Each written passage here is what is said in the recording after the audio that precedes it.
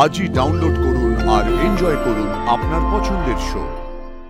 আমি কি আজ এখানে থেকে ছোট সাহেবের দেখাশোনা করব? এই যে বরফ জল এনেছি। ওটা রাখো দীপালি তোমার কাছে। কুসুম আগে আসুক, দেখি ও কি বলে। হ্যাঁ, এই নে। দেবীমা, দেবীমা, আপনি এই বরফ জলের পট্টিটা ছোট সাহেবের মাথা দিন, আমি ওনাকে কারাটা খাইয়ে দিচ্ছি। বন্ধ করো সব।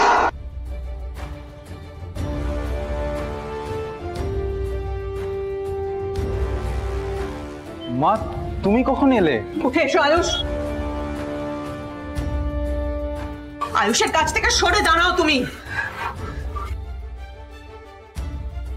তুমি এক্ষুনি এই ঘর থেকে চলে যাবে, আর একটা মুহূর্ত তোমাকে আমি এখানে দেখতে চাই না। দেবীমা, আমি কি ছোট সাহেবের পাশে বসতে পারি?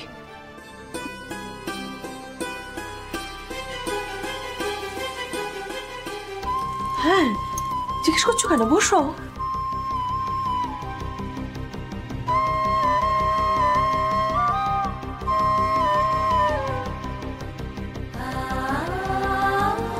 বুঝলে দেবলি না, যাকে বাড়ি থেকে তাড়িয়ে দিতে চেয়েছিলাম সে একবারে জাঁকিয়ে বসছে ওখানে, দেখেছ? পুরো প্ল্যানটা এইভাবে মাঠে মারা যাবে সেটা কিন্তু আমি ভাবতেও পারিনি। কুসুম যত না নিজের কথা ভাবে, তার থেকে অনেক বেশি অন্যের কথা ভাবে, অন্যকে যত্ন করে। দায়িত্ব কে কি বলে, নিজের পরোয়া না করে অন্যের সেবা করা দায়িত্ব নয় সিদ্ধার্থ, ভালোবাসা। আমি ওর চোখে দায়িত্ব থেকেও বেশি ভালোবাসা দেখতে পাচ্ছি। গাঙ্গুলি পরিবারের প্রতি ভালোবাসা, ওর দেবী মায়ের প্রতি ভালোবাসা।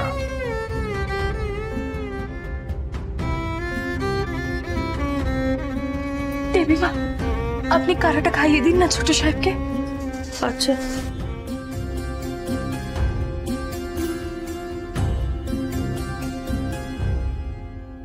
বাবা, অবস্থাটা দেখেছো?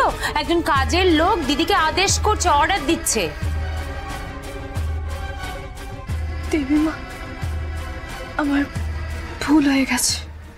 ভুলটা কিন্তু তুমি এখন করলে। বলেছি না, মাথা নিচু করবে না কখনো।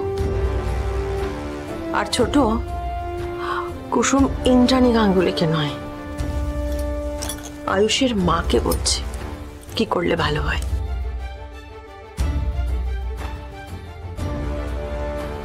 আর ও কিন্তু নিজেও কাজ করছে ছোট, বাকিদের মতন দাঁড়িয়ে দাঁড়িয়ে দেখছে না।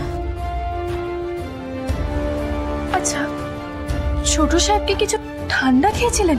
কারণ এই জ্বর কিন্তু স্বাভাবিক নয়।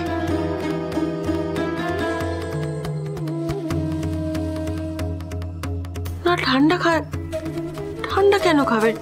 ঠান্ডা তো খাবার কথা নয়। ওমা, আয়ুষ তো বাড়িতেই ছিল, আর তাছাড়া আমরা কি আমাদের ছেলেকে এই অবস্থায় ঠান্ডা খাওয়াবো? তাহলে হঠাৎ এত জ্বর আসলো কেন? জাদুকর ভাইদা ঠিক হয়ে যাবে তো? হ্যাঁ ঈশান সাহেব, উনি ঠিক হয়ে যাবেন, শুধু ওনাকে আধ ঘন্টা পর পর ওই কারাটা খাওয়াতে হবে।